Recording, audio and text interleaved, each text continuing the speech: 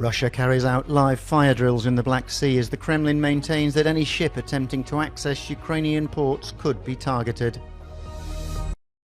The White House confirms the Ukrainian army is using US-supplied cluster bombs, and the United Nations condemns Russian attacks on Black Sea ports.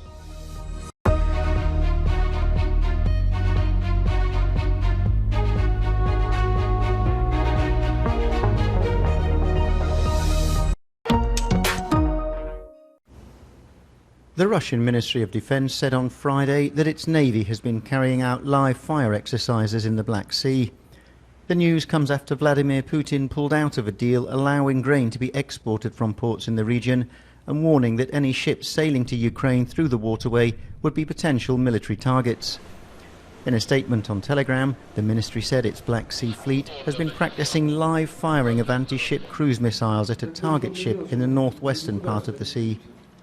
The Kremlin has warned of the risks of establishing Black Sea ship routes without Moscow's participation. However, Kyiv has said it's prepared to continue exporting grain through its southern ports despite Russia pulling out of the deal. Ukraine is one of the world's leading exporters of grain, and many countries in Africa and Asia depend on its imports to fend off food shortages.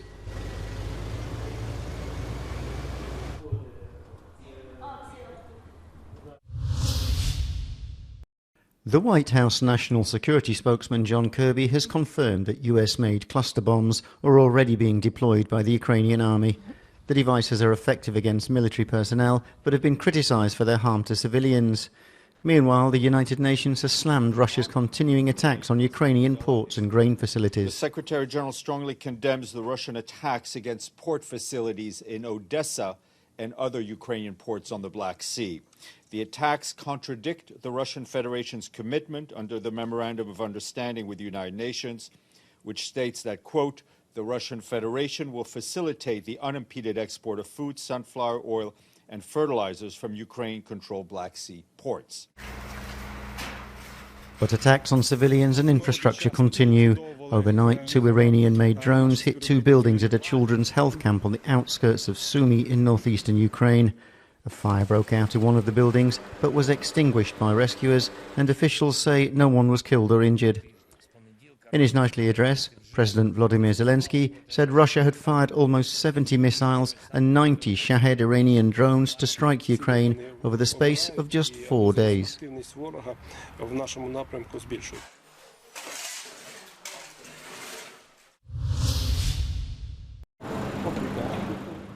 The new French government has officially started its work.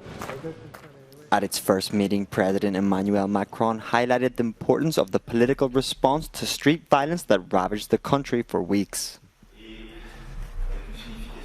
Nous aurons à apporter les réponses profondes aux émeutes que le pays a vécues début du mois de juillet. Car au-delà des réponses d'urgence, nous voyons bien à travers les crises que le risque de fragmentation, de division profonde de la nation est là. Et il y a un besoin tout à la fois d'autorité, de respect, d'espérance légitime, et c'est une réponse complète et profonde qui se joue à l'échelle de la nation. The president reshuffled his government on Thursday in a bid to move on from a series of crises following his re-election last year. There was speculation that he might change Prime Minister, but Macron said he is sticking with Elizabeth Borne.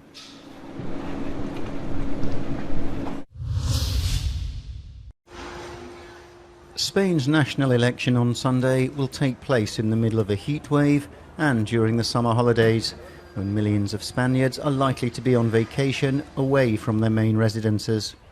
As a result, postal voting requests have soared, with a last-minute extension allowing people to cast their votes up to Friday, although many have already done so.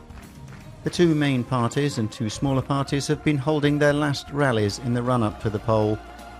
Prime Minister Pedro Sánchez called the snap election after his Socialist Party and smaller far-left coalition partner Podemos were resoundingly beaten in local and regional elections.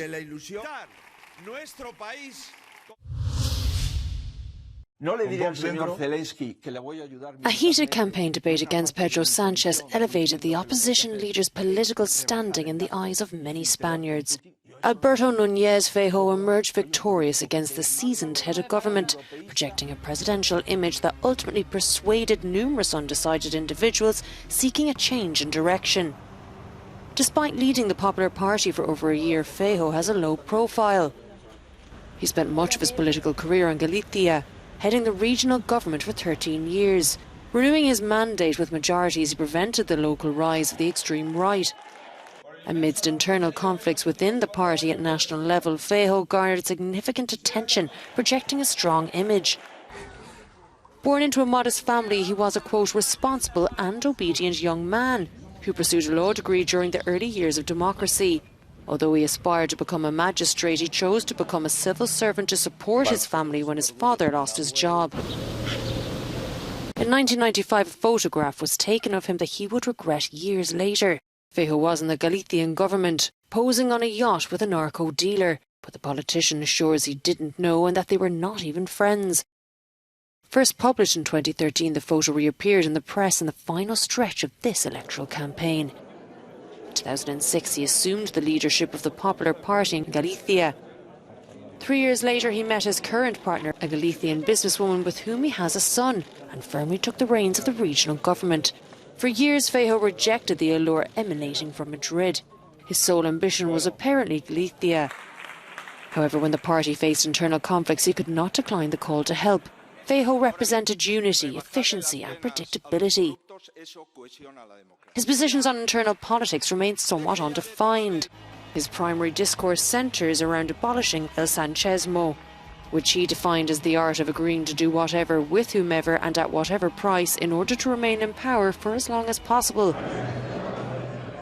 This promise could be a poor but straightforward appeal for the Spaniards who desire a change in direction.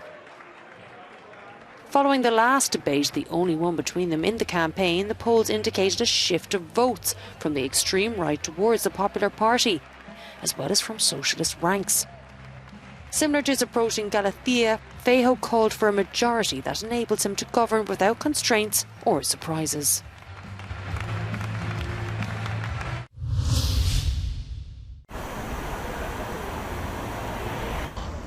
Spain is once again sweltering.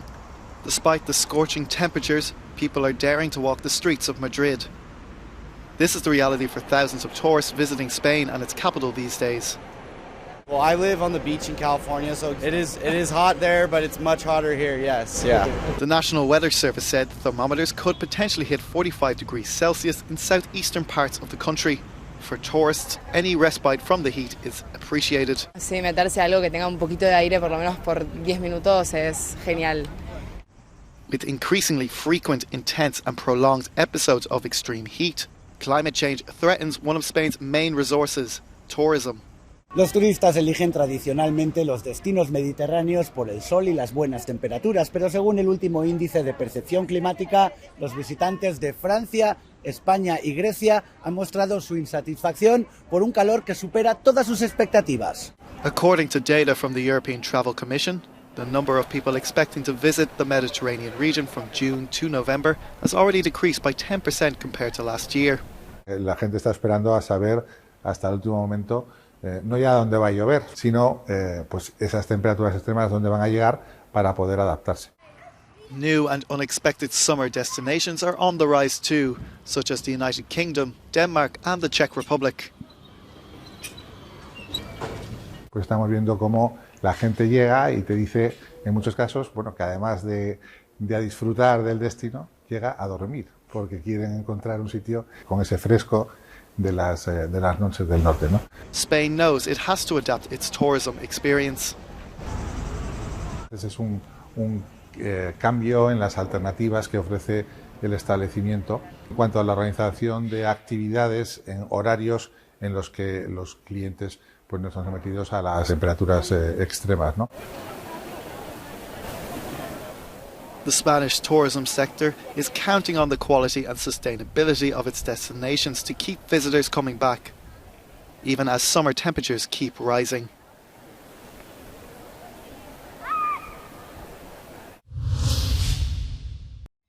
This pink film covering parts of a saltwater lakeshore in Constanta, Romania has appeared after temperatures exceeded 30 degrees Celsius. Specialists say that the sulfur bacteria in Lake Techerghiol precipitate like pink dust on the light-exposed parts of algae and thus change the water's color. This phenomenon occurs especially on shore where saltwater concentrations are higher.